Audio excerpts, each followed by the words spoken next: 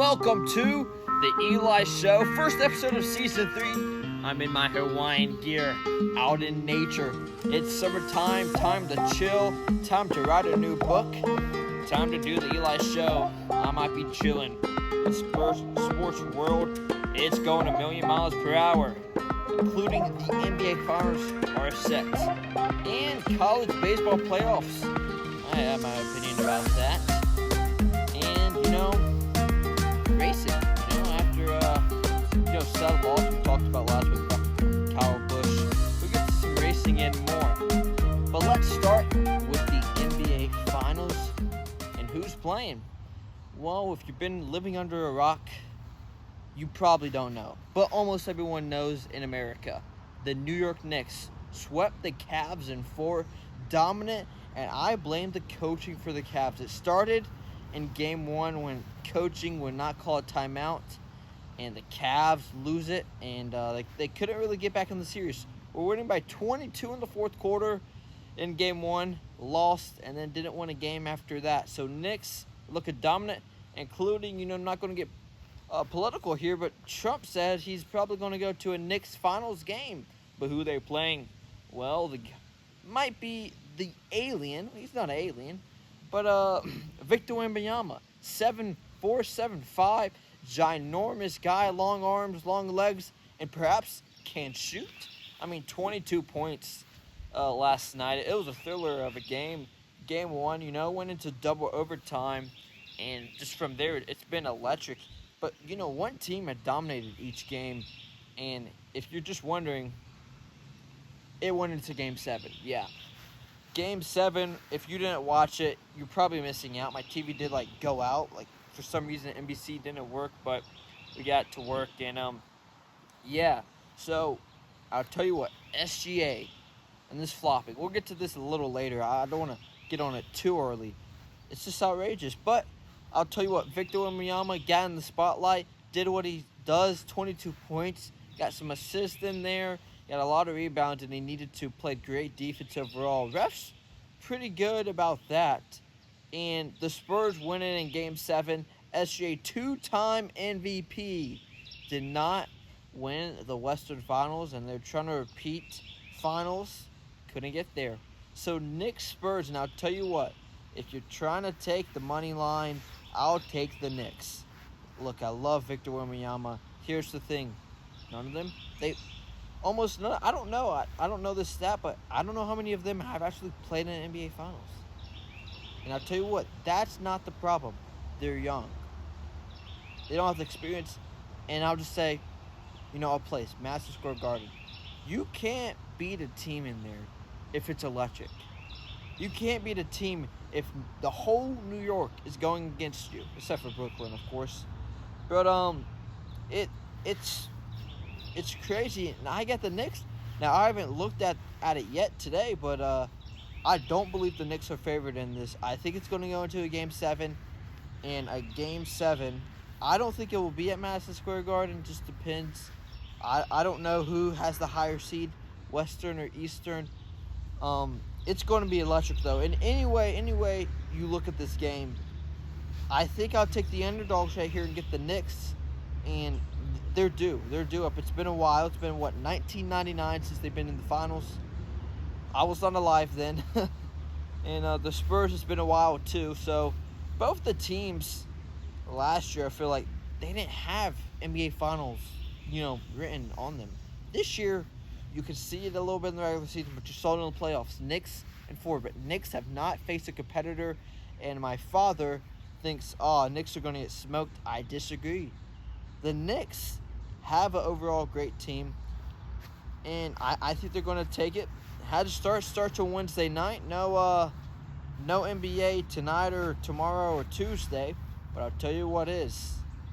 The college baseball playoffs, and it's regionals right now. So if you don't get it, there's 4 teams, and it's a bit different than March Madness. 4 teams. It's a weekend. I believe it's double elimination. So you have 4 teams. Losers bracket. If you lose twice, you're out.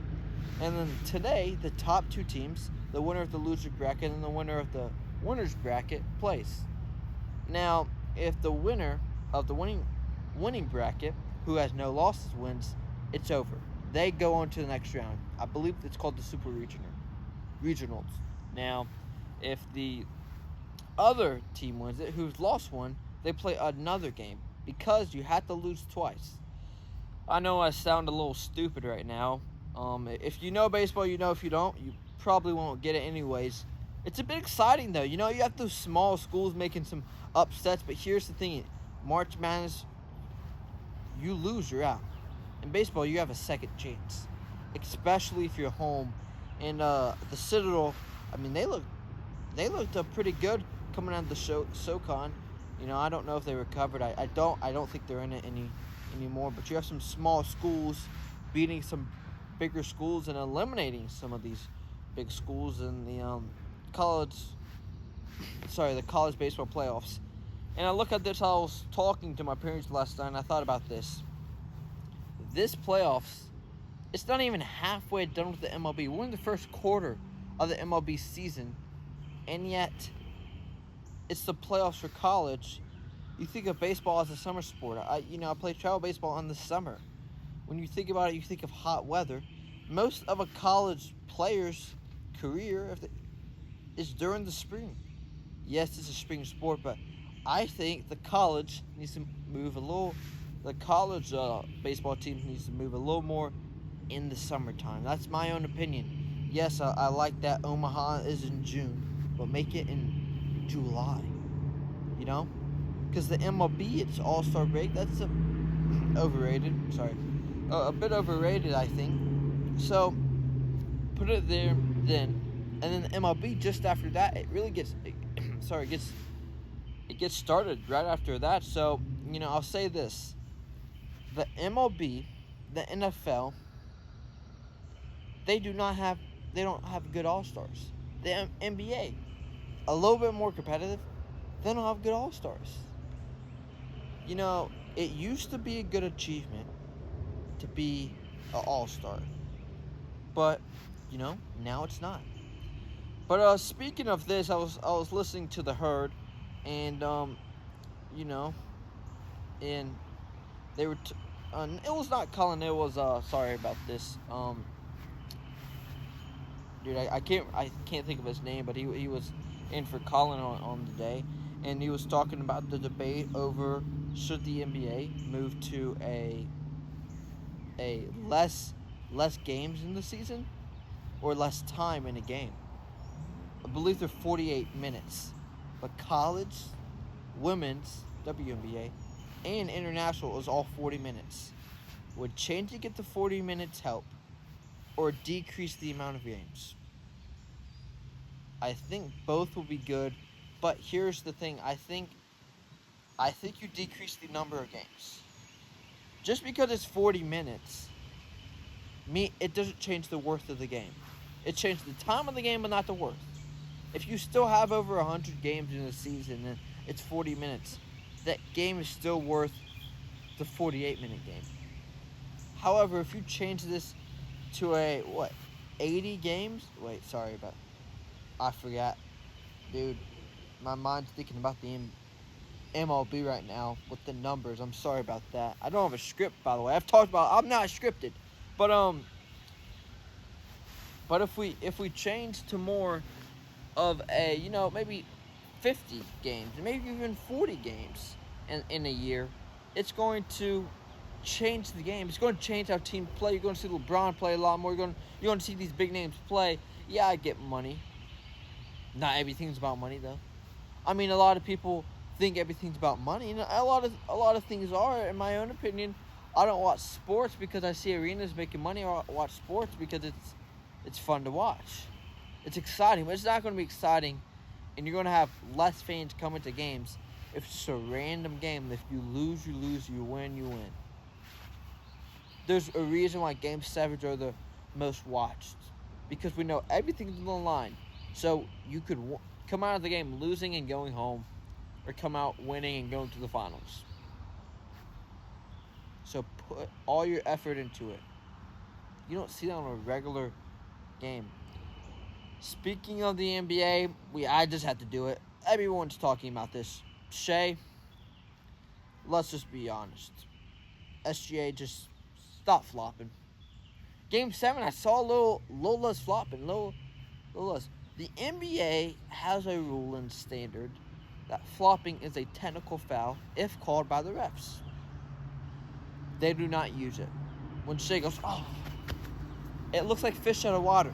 I'm not saying Victor Wembanyama doesn't do it. I'm not saying Jokic doesn't do it. I'm not saying Harden doesn't do it. These big names are doing it. Call it all around. I just think SGA is abusing it. You know, I don't like when people abuse things, right? When there's free things, yeah, I get it, but don't abuse it. Don't abuse flopping on the ground and thinking you got fouled every single time. You didn't. You're the one that fell on the ground. You put the effort into it, not someone fouling you. So I think we got to crack down on the rule against all people. If people are flopping, you call it. You know, they've made rules in the past. If people are flopping, you just call it. And you call it how it is. And Braves last night, changed the subject a little bit. Braves last night, first team to hit 40 wins in the season, I do believe. And big win over the Reds. And Acuna, I'm telling you what, he's getting started now. 4 home runs in the past 3 games, I do believe. He's had 3 in before that, in the whole season. He's found a groove. Atlanta has found a groove, but I can't say much. Not even the All-Star break yet. Not even halfway through, I don't believe. And we're still having this. And, you know, summer's going great. Started writing my newest book. It's going to be good. If you really love to read, hopefully. I really want to get an audio book going around. But it's the summertime. It's season 3 of the Eli Show. And hit the subscribe button. Hit the chat. I just love to see people's opinions. I don't care, good or bad. It's the Eli Show. I'm your host, Eli Tanner.